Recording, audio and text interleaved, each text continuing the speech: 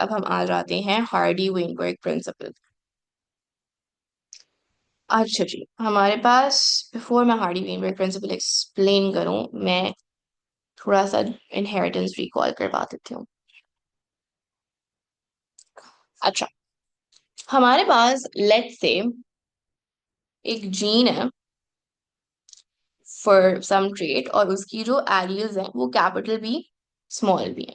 ठीक है, दो ही एलील्स एग्जिस्ट करती हैं, एक डोमिनेंट एलील एग्जिस्ट करती है, एक रिसेसिव एलील एग्जिस्ट करती है।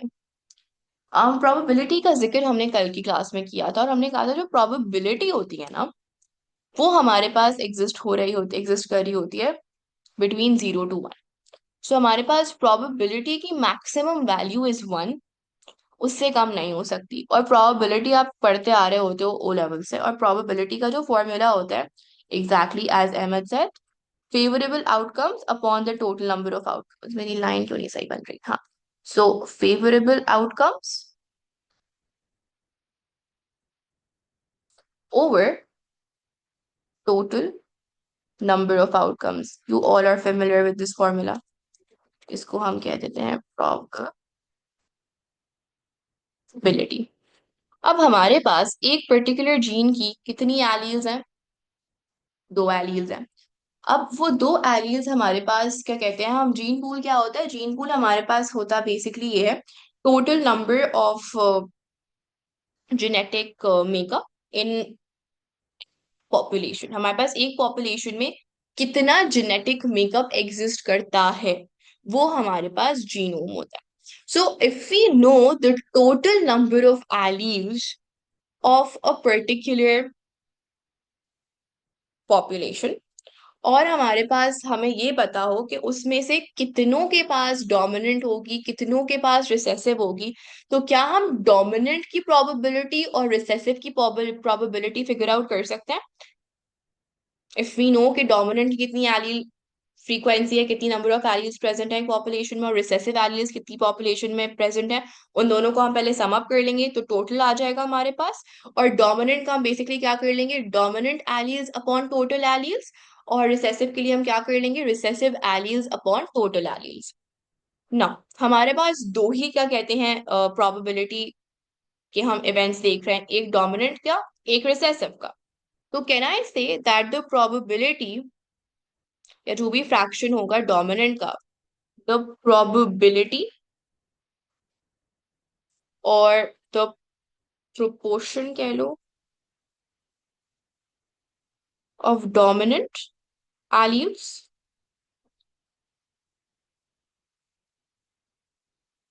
Plus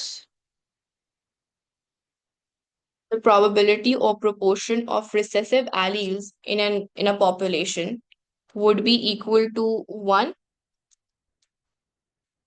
Can we say that? Because हमारे पास probability 1 से ज्यादा हो ही नहीं सकती। दो ही चांसेस हैं, या तो डोमिनेंट एलील्स की होगी या रिसेसिव एलील्स की होगी। अगर हमें क्या कहते हैं इनकी वो पता है कि P कितनी है और Q कितनी है, तो हमारे पास क्या कहते हैं, हम बेसिकली इसको रिप्रेजेंट ऐसे कर देते हैं, P plus Q equals to 1। Convention ये है कि P stands for dominant and Q stands for recessive allele. तो एक तो हमारे पास ये इक्वेशन आती है, ये इक्वेशंस आपको याद नहीं करनी होती, ये इक्वेशन पेपर में दी भी आती हैं। ठीक है, आपको बस ये पता होने चाहिए कि जो ये इसकी क्या कहते हैं, जो सिंबल्स हैं, जो P है वो Q है, वो किस चीज को डिनोट कर रही है। ठीक है, तो एक तो हमें एलील फ्रीक्वेंसी पता चल जाएगी कि कितनी एलील फ्रीक्वेंसी है डोमिनेंट की, कितना प्रोपोर्शन है एक पॉपुलेशन में डोमिनेंट एलील्स का, और कितना प्रोपोर्शन है एक पॉपुलेशन में रिसेसिव एलील्स का, हमें वो पता चल जाएगा। और हमें ये भी पता चल जाएगा the proportion of possible genotypes. अब हमारे पास पॉसिबल जीनोटाइप्स क्या हो सकता है, अगर मेरे पास दो ही एलील्स हैं तो पॉसिबल जीनोटाइप्स मेरे पास तीन हो सकता है।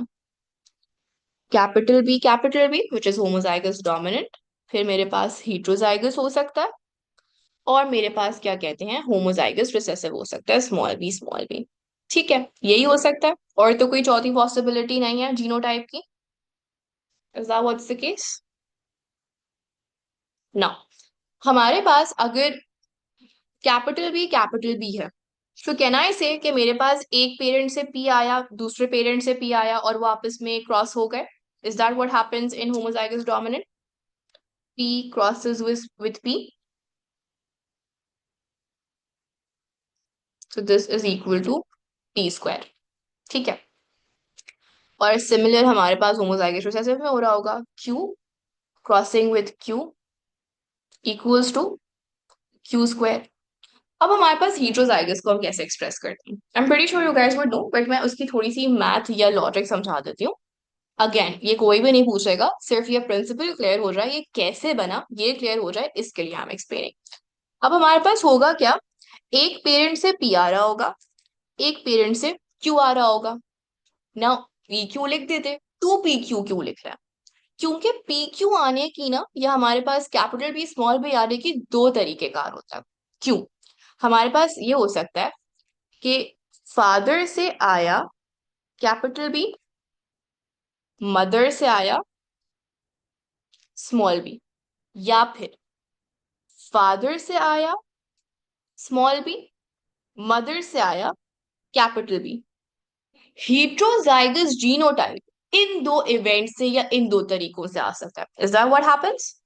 Do you agree with this logic कि ये दोनों पॉसिबिलिटीज हैं, ये दोनों प्रोबेबिलिटीज हैं एक हेट्रोजाइगोट बनाने की? या तो ऊपर वाला तरीका होगा या नीचे वाला तरीका होगा, और तो कोई तीसरा तरीका नहीं है इनहेरिटेंस का फॉर दीज एलील्स। तो मेरे पास जो डोमिनेंट और रिसेसिव आपस में क्या कहते हैं क्रॉस करके हेट्रोजाइगोट बना रहे हैं, वो दो तरीकों से बना रहे हैं, उनकी दो पॉसिबिलिटीज हैं, इस वजह से हम यहाँ पर टू पी क्यू लगा देते हैं। और ओवरऑल इक्वेशन क्या बनती है, P square plus two P Q plus Q square equals to one, because हमारे पास मैक्सिमम प्रोबेबिलिटी क्या होती है, वन ही हो सकती है। Is this clear? So all the probabilities, this is what? This is your homozygous dominant. If anybody asks कि p square इसमें क्या stand कर रहा है? P square is your homozygous dominant. This is your heterozygous या heterozygote, और ये आपका homozygous recessive है। अच्छा, अब इसके जो सवाल है ना, वो किस तरह से आते हैं? I have brought two questions, but before we go towards the question, हमारे पास लेट्स अंडरस्टैंड किन कंडीशंस में हार्डी वेनबर्ग प्रिंसिपल एप्लीकेबल होता है। हार्डी वेनबर्ग प्रिंसिपल की एप्लीकेबिलिटी या वैलिडिटी के लिए पांच कंडीशंस होनी चाहिए। एक तो पॉपुलेशन लार्ज होनी चाहिए, लार्ज पॉपुलेशन होना जरूरी है। रैंडम मेटिंग हो रही हो, वी आर नॉट कंट्रोलिंग कि हमारे पास, अगर हम कंट्रोल कर रहे होंगे मीटिंग को, यानी कि लेट्स से अगर सिलेक्शन वो हो रही है, सेलेक्टिव ब्रीडिंग हो रही है, आर्टिफिशियल सिलेक्शन हो रही है, तो फिर हमारे पास जो प्रोबेबिलिटी है ना डोमिनेंट या होमोजाइगस डोमिनेंट की, हेटेरोजाइगस की और होमोजाइगस रिसेसिव की, फिर वो रैंडम नहीं होगी। Probability is a chance event, probability is a random event. ये जो पूरा हार्डी वेनबर्ग प्रिंसिपल है, वो हमारे पास क्या है, वो हमारे पास सब चांस के ऊपर बेस है, प्रोबेबिलिटी के प्रिंसिपल के ऊपर बेस है। अगर हम रैंडम मेटिंग नहीं करवा रहे तो हमारे पास क्या कहते हैं, रैंडम रिजल्ट्स भी नहीं आएंगे, और अगर रैंडम रिजल्ट्स भी नहीं आ रहे तो वो प्रोबेबल रिजल्ट्स भी नहीं होंगे। So the mating should be random, no mutation, no migration, no selection pressure exerted on a particular phenotype। क्यों? अगर म्यूटेशन हो गई तो हमारे पास new alleles would get introduce, तो हमारे पास खाली डोमिनेंट रिसेसिव नहीं रहेगी, दो एलील्स पी एंड क्यू नहीं रहेंगी, कोई तीसरी चौथी पांचवी एलील आ जाएगी। तो म्यूटेशन नहीं होनी चाहिए, क्योंकि म्यूटेशन से तो फिर हमारे पास दो से ज्यादा एलील्स आ जाएंगी पॉपुलेशन में फॉर अ पर्टिकुलर जीन। तो इस वजह से नो म्यूटेशन है, नो माइग्रेशन। अगर एक पॉपुलेशन से a certain set of organism, क्या कहते हैं, a lot of things that we study in chem and we study in biology A levels की level पे, they're based on assumptions, they're not very logically possible in the practical world, so we study majorly the theory based content। अच्छा, mutation वाली बात समझ आ गई सबको कि no mutation क्यों एक assumption होती है हार्डी वेनबर्ग प्रिंसिपल की? yes Emma, have I missed something? एक second, let me quickly see। Is there a specified amount for it to be considered as a large population? Not something as a part of your syllabus, मतलब इतना क्या कहते हैं mention नहीं है। देखो, large population is very subjective, वो study to study very करती है। तो वो आपको ना बता देते हैं कि क्या कहते हैं क्वेश्चन में, जो भी हार्डी वेनबर्ग प्रिंसिपल के क्वेश्चंस आते हैं, I have brought two questions at the moment, तो वो जो क्वेश्चंस होते हैं ना, उनमें आपको कहीं ना कहीं वो कोई हिंट दे देते हैं कि आपको समझ आ जाए। वो खुद ही बता देता है। वो खुद ही बोल देगा कि आप बताओ क्या रीजंस हो सकते हैं कि ये जो हार्डी वेनबर्ग प्रिंसिपल हमने अप्लाई किया है, या ये हार्डी वेनबर्ग इक्वेशन से जो हम आंसर्स लेकर आए हैं, ये वैलिड नहीं है। तो ये वैलिड क्यों नहीं है? तो अगर ये वैलिड नहीं है ना, तो इसका मतलब है कि हमारे पास रैंडम मीटिंग नहीं हुई होगी। इसका मतलब है कि हमारे पास कोई ना कोई सिलेक्शन प्रेशर एक्ट कर रहा होगा। तो जितने भी वैलिडिटी के रीजंस हैं, उनका आप उलट लिख दोगे to make the Hardy Weinberg equation invalid. और अगर वो कह रहा है कि आपके पास ये रिजल्ट वैलिड है, इसकी क्या कंडीशंस होनी चाहिए, इसकी क्या अजम्पशंस होनी चाहिए, तो आप ये लिख दोगे। लार्ज पॉपुलेशन प्रोबेबिलिटी में, स्टैटिस्टिक्स में एक बहुत सब्जेक्टिव टर्म है, and a lot of times we are not able to gather a large population for researchers, for our experiments, for our studies, जो कि एक बहुत बड़ा ड्रॉबैक और चैलेंज होता है क्या कहते हैं, साइंटिफिक एडवांसमेंट में। बिकॉज इतनी लार्ज पॉपुलेशन जो कि प्रॉपर रिप्रेजेंटेटिव डेटा हो, वो इकट्ठी करना कॉस्टली होती है और मुश्किल होती है। ठीक है, वेरी गुड। अच्छा, माइग्रेशन क्यों नहीं होनी चाहिए for Hardy Weinberg principle to be valid? अगर माइग्रेशन हो जाएगी तो हमारे पास जो allele frequency in the population है, वो चेंज हो जाएगी, वो स्टेबल या वो सेम नहीं रहेगी। क्योंकि कुछ लोग अगर उठ के चले गए हैं, तो अपने साथ क्या कहते हैं, वो एलील्स भी लेके चले गए होंगे। तो ओवरऑल जो पॉपुलेशन में एलील फ्रीक्वेंसी है, वो चेंज हो जाती है अगर माइग्रेशन हो। ठीक है, इस वजह से भी माइग्रेशन नहीं होनी चाहिए for the applicability and validity of Hardy-Weinberg principle. And there should be no selection pressure exerted on a particular phenotype. कोई इस तरह का environmental factor, कोई इस तरह का selection pressure किसी एक particular phenotype पर exert नहीं हो रहा हो। क्योंकि अगर हमारे पास एक सिलेक्शन प्रेशर किसी फिनोटाइप को फेवर कर रहा है और एक सिलेक्शन प्रेशर किसी फिनोटाइप को, क्या कहते हैं, उसके अगेंस्ट एक्ट कर रहा है, तो होगा क्या कि हमारे पास जो एलील फ्रीक्वेंसी है, जिसको सिलेक्शन प्रेशर फेवर कर रहा होगा, वो वाली एलील बढ़ जाएगी। If the selection pressure is favouring the dominant allele, तो डोमिनेंट एलील बढ़ जाएगी आपकी पॉपुलेशन में, और रिसेसिव एलील कम हो जाएगी। जिसकी वजह से आपके पास फिर से जो एप्लीकेबिलिटी या validity of Hardy Weinberg principle है, वो क्या कहते हैं, चेंज हो जाएगी। Is the third and the fifth point related? Not really. हमारे पास थर्ड पॉइंट क्या है, म्यूटेशन नहीं होनी चाहिए। क्योंकि अगर म्यूटेशन हो गई, तो हमारे पास दो एलील्स के बजाय और एलील्स आ जाएंगे फॉर अ पर्टिकुलर जीन। तो ये एक प्रॉब्लम है, इक्वेशन में कोई तीसरी एलील, कोई तीसरा अननोन एग्जिस्ट नहीं करता। और हमारे पास क्या कहती हैं, पांचवा पॉइंट क्या कह रहा है, वो ये कह रहा है कि no selection pressure exerted on a particular phenotype। हमारे पास म्यूटेशन की वजह से वेरिएशन होती है, और नेचर उस वेरिएशन पे एक्ट करता है, जिसकी वजह से हमारे पास एलील्स फेवर होती हैं। So mutation comes first and then the nature select on the new variation. Mutation से हमारे पास जेनेटिक वेरिएशन आ रही होती है। Okay, sure. ओवर हियर बताया। ठीक है, ये सारी अजम्पशंस क्लियर हो गई? Any questions about any point? Fourth में हमारे पास क्या कहते हैं, अगर माइग्रेशन हो गई, तो हमारे पास इंडिविजुअल्स चले गए, क्या कहते हैं, उस एरिया से जहां पर हम हार्डी वेनबर्ग प्रिंसिपल अप्लाई कर रहे थे। हार्डी वेनबर्ग प्रिंसिपल ना एक पर्टिकुलर जगह की पॉपुलेशन को उठा के उस पे क्या कहते हैं एप्लीकेबल हम करते हैं, अप्लाई कर रहे होता। तो अगर एक पॉपुलेशन से इंडिविजुअल्स चले गए उठ के, तो उस पॉपुलेशन में इन दैट गिवन एरिया जो एलील फ्रीक्वेंसी है वो कम हो जाएगी ना। बिकॉज हमारे पास पहले अगर 50 लोगों, 50 तो खैर बहुत कम है, पहले अगर 50,000 लोगों के पास, मेरे एक पॉपुलेशन में 50,000 लोग थे, तो मेरे पास 50,000 एलील्स थी। उनमें से कुछ डोमिनेंट हो गई, कुछ रिसेसिव हो गई। लेकिन अगर उन 50 में से 25,000 ऑर्गेनिजम्स माइग्रेट, ठीक है, तो अगर हमारे पास 25,000 ऑर्गेनिजम्स माइग्रेट कर रहे हैं, तो हमारे पास 25,000 alleles of that gene in a particular geographical location of a population कम हो जाएंगी। Do you agree?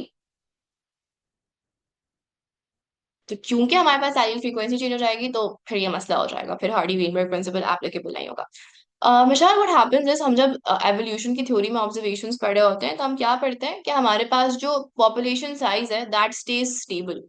तो हमारे पास इवन अगर डेथ्स हो भी रही हैं, तो हमारे पास ओवरऑल पॉपुलेशन साइज तो सेम ही रहता है ना।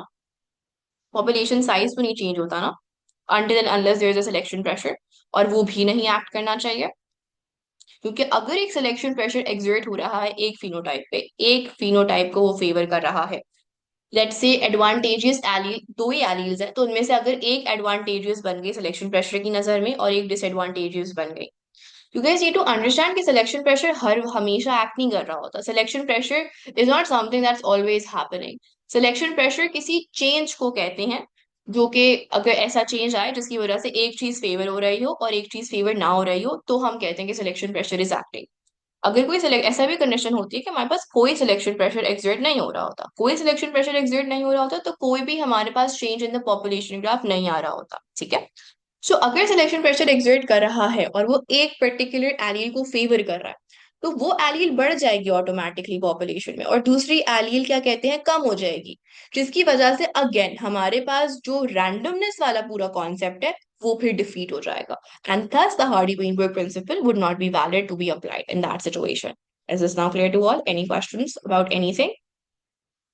Now, one more important concept, अगर ये कॉन्सेप्ट समझ आ गया, एंड ये बहुत थोड़ा सा ना ट्रिकी कॉन्सेप्ट होता है, ये कॉन्सेप्ट अभी तो समझ आ जाएगा, लेकिन अक्सर क्या होता है, जल्दबाजी में हम जब क्वेश्चन सॉल्व कर रहे होते हैं, ये ब्लंडर हो जाता है, एक सिली मिस्टेक होती है। सो आई वुड वांट कि you guys just pay attention and understand this once and for all. अच्छा, मेरे पास, अगर आपसे मैं पूछूं, जो ये P is basically telling me dominant allele की proportion, Q is telling me recessive allele की proportion. If I ask you, or please confirm this, what I'm writing, do you think that's correct or not? P हमारे पास homozygous dominant में भी exist कर रही होगी, P वाली allele, और वो हमारे पास हीट्रोजाइगस में भी एग्जिस्ट कर रही होगी। डू यू अग्री कि P की एलील होमोजाइगस डोमिनेंट में भी होगी और हीट्रोजाइगस में भी होगी, और जो Q की एलील है वो हमारे पास होमोजाइगस रिसेसिव और हीट्रोजाइगस दोनों में एग्जिस्ट कर रही होगी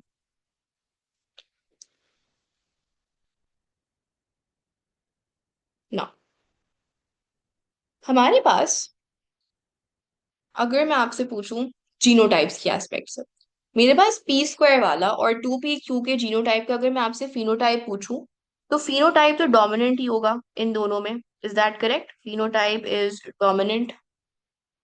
और खाली जो क्यू स्क्वायर है which is the representation of the recessive genotype, recessive phenotype खाली मुझे इसमें नजर आएगा, right. Now I have a question for you all and take a moment and then answer. हमारे पास जब भी हार्डी वेनबर्ग प्रिंसिपल का क्वेश्चन आएगा, what is the most ideal way or the most distinct thing that we can figure out in the population? हम recessive allele, dominant allele, homozygous dominant, heterozygous dominant, या recessive, हाँ homozygous recessive, इन पांच में से, ये जो पांच चीज आपको नजर आ रही है, बल्कि मैं हाईलाइट भी कर देती हूँ, मैं किन पांच की बात कर रही हूँ, इन पांच में से सबसे ज्यादा इजिली आइडेंटिफाइबल क्या होता है? पी, यानी डोमिनेंट एलील को आइडेंटिफाई करना आसान होता है। मैं एलील की बात कर रही हूँ, मैं फिनोटाइप की बात नहीं कर रही। That focus on my words. I am asking about the phenotype. Phenotype से आप क्या कहते हैं, कौन सी एलील को पहचान सकते हो? डोमिनेंट को पहचान सकते हो या रिसेसिव को पहचान सकते हो? लाइक किसका फिनोटाइप देख के आप 110% श्योर हो कि इसका जीनोटाइप यही होगा? Recessive, correct. ये हम जब टेस्ट क्रॉस कर रहे थे तब भी मैंने कहा था कि हमारे पास अगर हमें रिसेसिव फिनोटाइप वाला इंडिविजुअल पता है, तो हम इजिली प्रिडिक्ट कर सकते हैं कि हमारे पास क्या कहते हैं, इसका जीनोटाइप क्या होगा। सो हमारे लिए ना सबसे पहली चीज जो आपने, कोई भी हार्डी वेनबर्ग का क्वेश्चन है, आपको क्यू स्क्वायर पता होना चाहिए। मैं क्यू की बात नहीं करी, क्यू की क्यों बात नहीं करी, क्योंकि देखो ये जो क्यू है ना, ये क्यू होमोजाइगस रिसेसिव में भी एग्जिस्ट करता है, हीट्रोजाइगस में भी एग्जिस्ट करता है। तो हमारे पास खाली क्यू इज नॉट, क्या कहते हैं, the representation of recessive. Recessive की जो परफेक्ट रिप्रेजेंटेशन है, अगर पॉपुलेशन में रिसेसिव ट्रेट आपको नजर आ रहा है, तो वो आपको क्यू स्क्वायर नजर आ रहा है, आपको क्यू नहीं नजर आ रहा, because Q can exist in heterozygotes as well as homozygous recessive, ठीक है।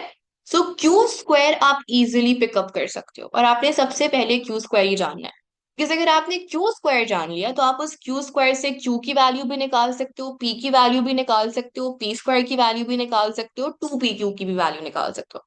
So if you know this, you can figure out the rest four things as well. Is this concept crystal clear to all of you? अभी हम दो questions करेंगे, समझ आ जाएगा.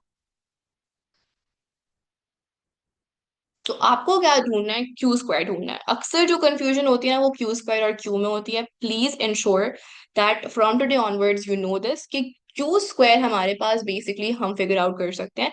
Recessive phenotype हमने देखा, रिसेसिव फिनोटाइप से हम क्या फिगर आउट कर सकते हैं? Recessive genotype. Recessive genotype is Q square, not Q. Because Q is simply the allele frequency of the recessive allele, which can exist in both heterozygous as well as in homozygous recessive. ठीक है, अब हम आ जाते हैं question पे. This is a very recent question. This is from March 2024. So this is from last year only. अच्छा जी. In 2020, there were 10,800 people with cystic fibrosis in the UK. The UK population was estimated to be 671000000. I don't know what this exact number would be in the proper form, but this is basically our total population. A proportion of people in the UK population are heterozygous for the gene that causes cystic fibrosis. Okay, 67 million. A proportion of people in the UK population are heterozygous for the gene that causes cystic fibrosis and do not have the symptoms of the disease.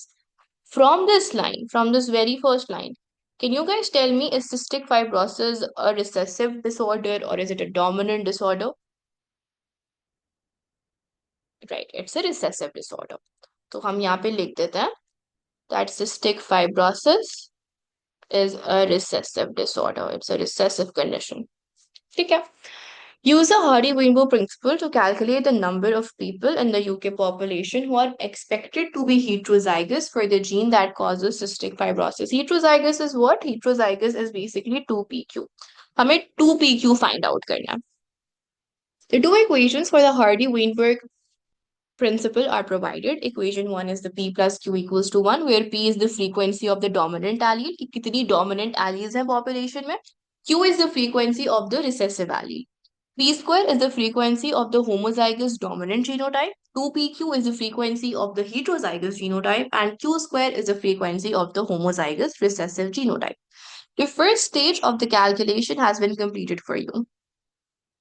Q square अगर हमें पता चल जाएगा तो हमें ये पता चल जाएगा कि हमारे पास जो होमोजाइगस रिसेसिव जीनोटाइप है वो कितना. Homozygous recessive genotype is this much. ठीक है. अच्छा जी, अब होमोजाइगस रिसेसिव जीनोटाइप की अगर मुझे ये पता है it is equals to this, so can I figure out Q? How can I do that? Simple maths अगर हम अप्लाई करें, अंडर रूट लगा देंगे. So under root Q square की जो वैल्यू थी आप वो कैलकुलेटर में पुट करोगे. Let me see what the answer is coming out to be in the calculator. Okay, this is coming out to be 0.0127. I'm basically giving my answer in three significant figures. So three significant figures में 0.0127 is the value of Q. P. अगर हमें P की value निकालनी है, हमारे पास Q की value है 0.0127. Equation क्या है? P plus Q equals to 1.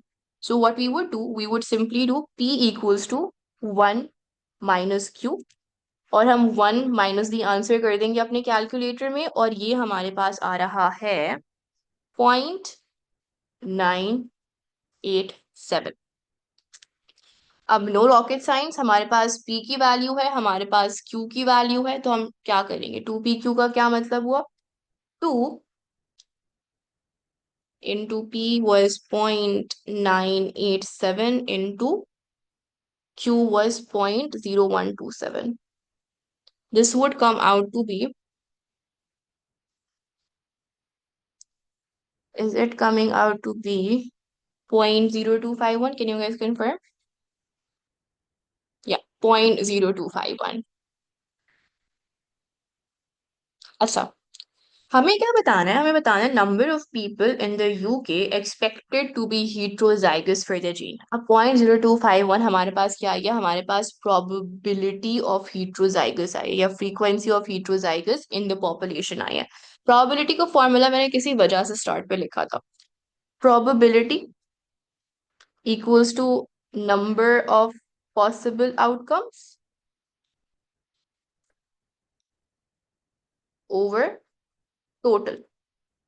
हमारे पास क्या कहते हैं, प्रोबेबिलिटी क्या आई है, प्रोबेबिलिटी जो आई है हीट्रोजाइगोट्स की, वो आई है 0.0251। वो हम कहाँ लिख देंगे, वो हम यहाँ लिख देंगे 0.0251। नंबर ऑफ पॉसिबल आउटकम्स यानी number of possible heterozygous individuals we do not know, that would be our x। Total population कितनी थी, total population was 6,7,100,000, so 6,7,100,000। we'll multiply this and we'll get our x। So, can you guys tell me what are you guys getting as the answer to this?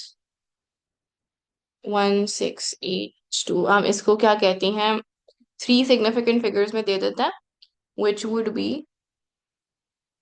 168। Tell me if I have got the zeros right. Is that, are these correct numbers of zeros? 4 zeros है। अच्छा, एक zero ज्यादा लिख दिया मैंने। So this would basically be,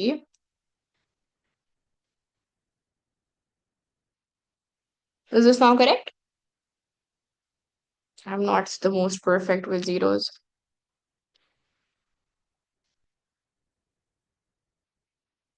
Okay. So you see, अगर हमारे पास Q square होगा, हम उस क्यू स्क्वायर से क्यू फाइंड आउट करेंगे, फिर हम पी फाइंड आउट करेंगे by the equation P plus Q equals to 1। And once we have the p, once we have the q, we would multiply pq with 2, we'll get the probability of the heterozygotes। हमारे पास हम formula लगा देंगे probability का, which is probability equals to number of possible outcomes upon total। in this case हमारे पास possible outcomes क्या थे, heterozygotes के numbers थे, तो वो हमारा unknown हो गया। total population हमें पता है, probability हम पिछले स्टेप में कैलकुलेट कर चुके हैं, we'll simply add those values in the calculator and we'll get our answer। nothing difficult। यही steps हैं जो follow हो रहे होते हैं। सही है। The Hardy-Weinberg principle provides a useful estimate of the number of people in the UK who are heterozygous for cystic fibrosis. However, the estimate is lower than the actual number। यानी इससे ज्यादा heterozygotes exist कर रहे हैं जितने हमने calculate किया। This underestimation occurs because not all the conditions of the Hardy-Weinberg principle apply। In the UK in 2020, the mean life expectancy of people with cystic fibrosis was approximately 50 years. All people, the life expectancy for all people was approximately 80 years.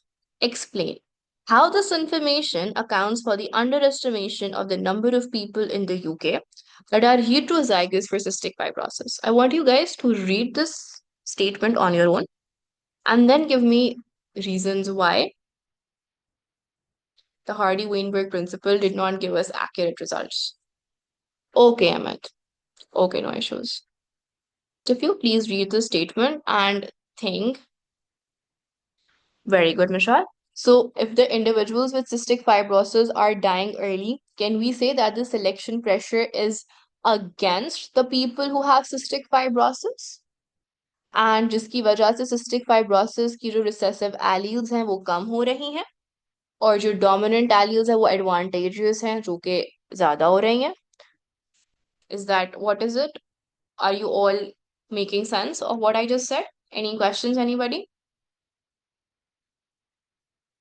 और हमारे पास Hardy Weinberg principle की validity के लिए हमने clearly लिखा था that there should be no selection pressure exerted on a particular phenotype. यहाँ पर the selection pressure is favouring the dominant allele and it is acting against the recessive individuals who have cystic fibrosis. So, there is a selection pressure against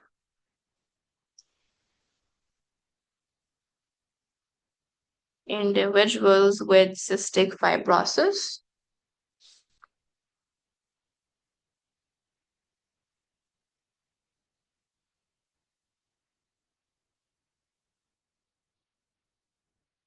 And thus,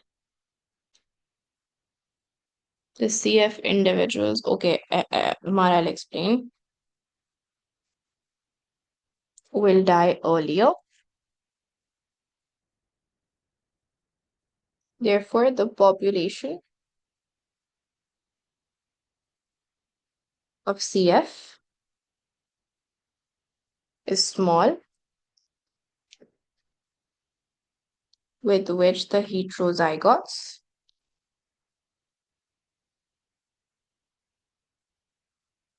are calculated from.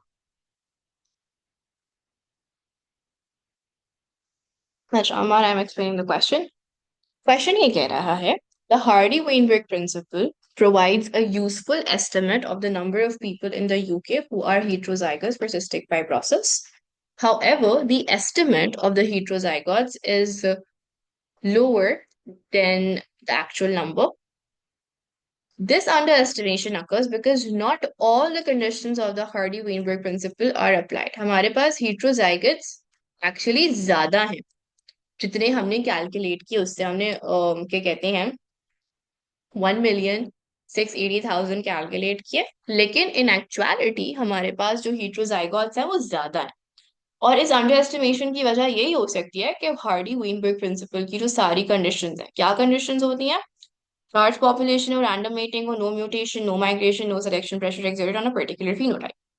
उनमें से कोई condition meet नहीं हो रही या एक से ज्यादा कंडीशंस मीट नहीं हो रही। आगे उन्होंने क्या इन्फॉर्मेशन दिया हमें? In the UK in 2020, the mean life expectancy of people with CF was approximately 50 years. जो cystic fibrosis वाले individuals हैं वो 50 साल तक जी सकते हैं। And for the rest of the people हमारे पास क्या कहते हैं 80 ईयर्स की लाइफ एक्सपेक्टेंसी है। So can we say that हमारे पास जो सिस्टिक फाइब्रोसिस वाले लोग हैं उनके अगेंस्ट सिलेक्शन प्रेशर काम कर रहा है। सिस्टिक फाइब्रोसिस वाली अलील जो है वो एक डिसएडवांटेजेस अलील है। Amrama, there is one, yeah, we have one more question left to do. Amar, are you able to make sense of it? That people who have the cystic fibrosis allele, they are at a disadvantageous position. They would die earlier. They would die easily. वो survive नहीं कर पाएंगे. उनका survival कम है in comparison to the rest of the individuals who are not cystic fibrosis. ठीक है? So क्या यहाँ पर एक सिलेक्शन प्रेशर सॉरी क्या यहाँ पर एक फिनोटाइप के अगेंस्ट सिलेक्शन प्रेशर काम कर रहा है? तो क्या यहाँ पर नेचुरल सिलेक्शन है जिसकी वजह से जो सिस्टिक फाइब्रोसिस वाले इंडिविजुअल्स जो हमारे पास होमोजाइगस रिसेसिव वाले इंडिविजुअल्स हैं वो ज्यादा मर रहे होंगे, ज्यादा जल्दी मर रहे होंगे, जिसकी वजह से हमारे पास जो हार्डी वेनबर्ग प्रिंसिपल है दैट इज नॉट एप्लीकेबल। ठीक है? So there is a selection pressure against individuals with cystic fibrosis, and thus the cystic fibrosis individuals will die earlier. Population में सिस्टिक फाइब्रोसिस की जो रिप्रेजेंटेशन है वो कम होगी। मैं बिल्कुल एक्सप्लेन कर रही हूँ। तो हमारे पास क्या कहते हैं, फॉर एग्जाम्पल मैंने 2020 में एक सैंपल लिया। 2020 में जब मैंने वो सैंपल लिया तो हमारे पास मैंने पूरी पॉपुलेशन उठाई। अब हमारे पास हम क्या कर रहे होते हैं, हम ये देख रहे होते हैं एक पॉपुलेशन में कितने होमोजाइगस रिसेसिव हैं, कितने होमोजाइगस डोमिनेंट और कितने हीट्रोजाइगस हैं। उसके लिए हमारे पास जो पॉपुलेशन साइज है, जो पॉपुलेशन ग्राफ है वो स्टेबल होना चाहिए for us to have a valid comparison और valid results of the three genotypes. यहाँ पर हमारा वो जो ग्राफ है या हमारा जो वो क्या कहते हैं हाँ, जो ग्राफ की शेप है वो सेम नहीं होगी या वो क्या कहते हैं स्टेबल नहीं होगी। वो स्टेबल क्यों नहीं होगी? क्योंकि हमारे पास जो सिस्टिक फाइब्रोसिस वाले इंडिविजुअल्स हैं, जो क्यू स्क्वायर है वो जल्दी डाई कर रहा है, जिसकी वजह से हमारे पास जो पॉपुलेशन है उसपे ऑलरेडी जो सिस्टिक फाइब्रोसिस वाली एलील है, जो हमारे पास रिसेसिव एलील है, वो कम हो रही होगी ओवर टाइम। तो जो सिस्टिक फाइब्रोसिस की जो पॉपुलेशन है दैट इज स्मॉल। क्यों? क्योंकि दे आर डाइंग, दे वो जल्दी मर जाते हैं बेचारे, जिसकी वजह से हमारे पास जो हेट्रोजाइगोट्स होंगे वो एक्चुअली ज्यादा होंगे in comparison to what our data is telling. क्योंकि हमारे पास सिस्टिक फाइब्रोसिस का जो जीनोटाइप है ना, होमोजाइगस रिसेसिव जीनोटाइप, वो वाले सर्वाइव ही नहीं कर पा रहे, उनकी population in the UK is less. वो बेचारे मर रहे हैं। और क्योंकि वो मर रहे हैं, उनका सर्वाइवल कम है, उनका अगर सर्वाइवल कम है तो हमारे पास क्या कहते हैं, heterozygotes एक्चुअली ज्यादा होंगे। So the rural population decreases, so then the number we find is also lower than actual, right? Yes, we can say that. And also अगर हमारे पास, हमने जैसे कि फॉर एग्जांपल मैंने 2020 नवंबर में ये डेटा कैलकुलेट किया, by December 2020 let's say 50,000 people who had cystic fibrosis, who had the homozygous recessive genotype, they died. तो अब मेरे पास 50,000 cystic fibrosis वाले चले गए, तो ऑब्वियसली heterozygotes की परसेंटेज या heterozygotes की प्रोबेबिलिटी अब ज्यादा हो गई इन the population, if within a month 50,000 people died with cystic fibrosis. ठीक है, so therefore the population of cystic fibrosis is small, with which the heterozygotes are calculated from. हमने जिस क्या कहते हैं नंबर्स पे heterozygotes कैलकुलेट किए थे, हमारे पास क्या कहते हैं, अगर मैं एक महीने बाद देखूंगी तो हो सकता है जो CF वाली पॉपुलेशन थी वो कम हो गई है just with in a month, क्योंकि सिलेक्शन प्रेशर उनके अगेंस्ट काम कर रहा है ना। ठीक है, किसी और को समझ नहीं आया हो ये पॉइंट। CF रिसेसिव डिसऑर्डर इसलिए है क्योंकि हमारे पास जो मैंने स्टेटमेंट हाईलाइट की थी, a proportion of people in the UK population are heterozygous for the gene that causes cystic fibrosis and do not have symptoms of the disease. अगर heterozygotes को symptoms नहीं है, अगर heterozygotes को डिजीज नहीं है, तो हमारे पास cystic fibrosis एक recessive disease होगी। Are you able to understand it from this statement, अमर? ठीक है, अच्छा जी, this is from 2023. Warfarin is a poison used to kill rats. Some rats are resistant to warfarin and can survive the effects of the poison. Warfarin resistance is due to a mutant dominant allele at a single gene locus. तो हमारे पास जो ये trait है warfarin resistance, ये हमारे पास एक dominant characteristic है। Researchers investigated the population of brown rats on a large island where there are no predators of rats. On this island, warfarin is used to try to control the rat population. The researchers found that only 40% of the population of rats was resistant to warfarin.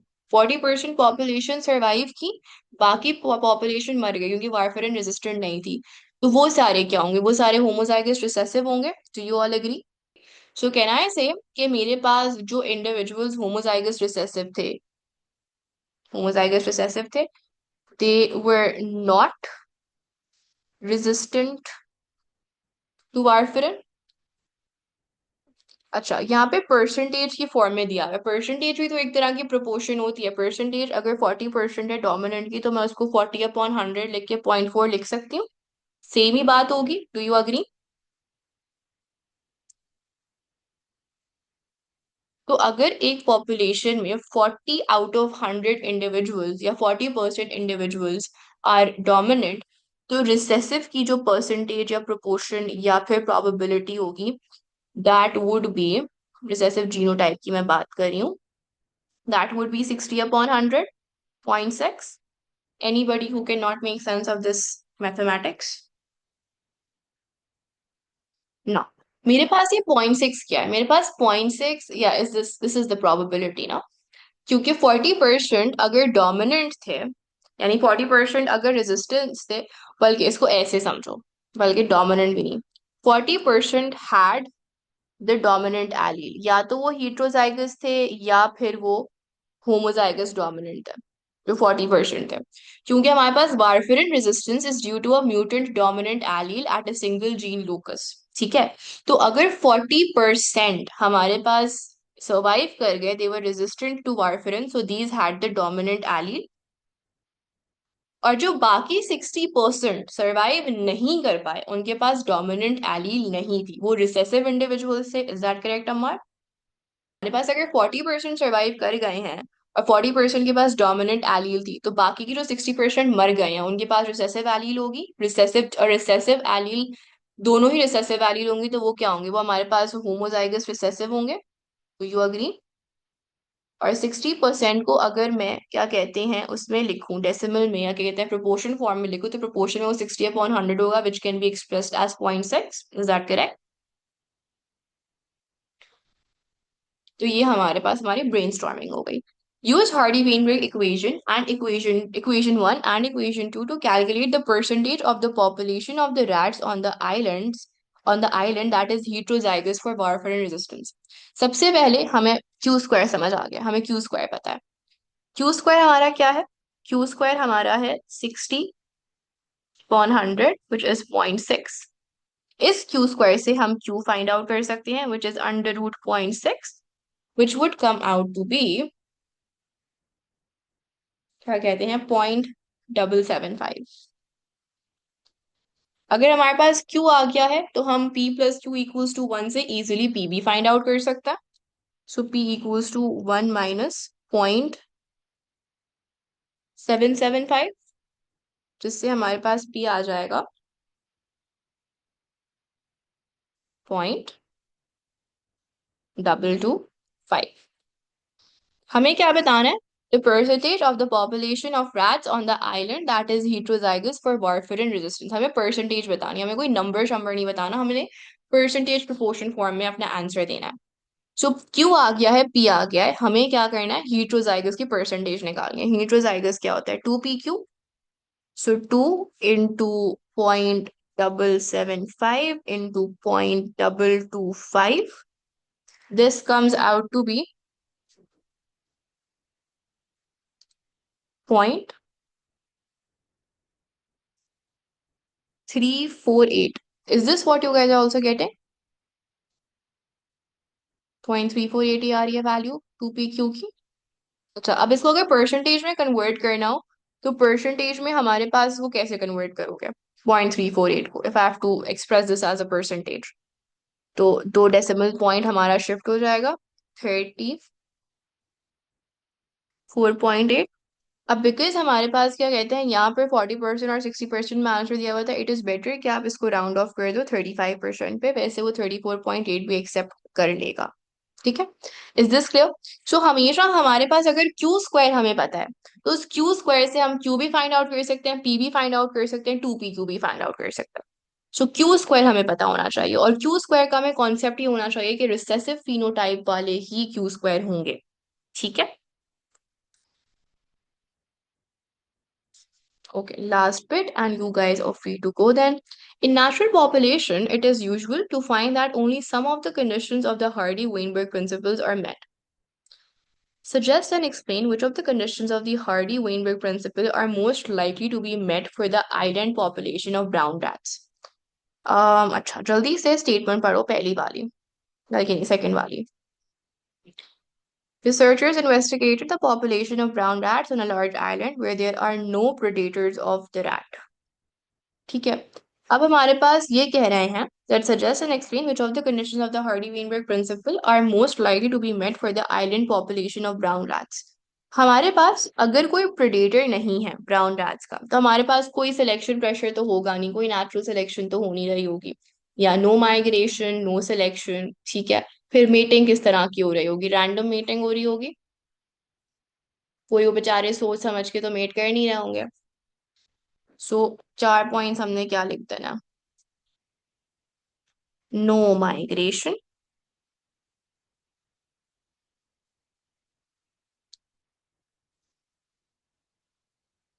तो हमारे पास random meeting,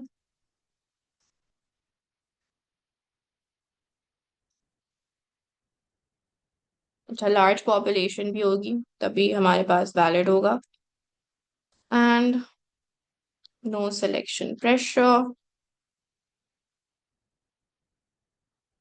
a particular phenotype. Any questions? Hardy Weinberg principle clear हो क्या?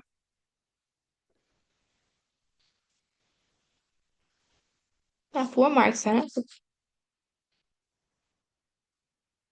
या तो आपके पास क्या कहते हैं, इसको नो माइग्रेशन में आप एक्सप्लेन कर सकते हो कि हमारे पास क्या कहते हैं ज्योग्राफिकली जो आइलैंड है वो आइसोलेटेड होगा फ्रॉम योर अदर एरियाज, तो आपके पास क्या कहते हैं वो जो रैट्स हैं दे कैन नॉट मूव। ये बहुत एक्सप्लेनेटरी स्टेटमेंट्स हैं।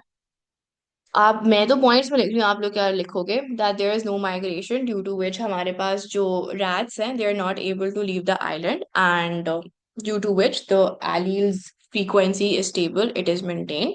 ठीक है। फिर हमारे पास रैंडम मीटिंग इज अकरिंग, और हमारे पास the population is large making the Hardy Weinberg principle assumptions valid, और हमारे पास कोई नेचुरल सिलेक्शन नहीं हुई जिसकी वजह से हमारी जो एलील फ्रीक्वेंसी है वो चेंज नहीं हो रही होगी ओवर टाइम। तो आप इन्हीं पॉइंटर्स को सेंटेंसेस में लिख दोगे तो आपको मार्क्स मिल जाएंगे, 4 मार्क्स।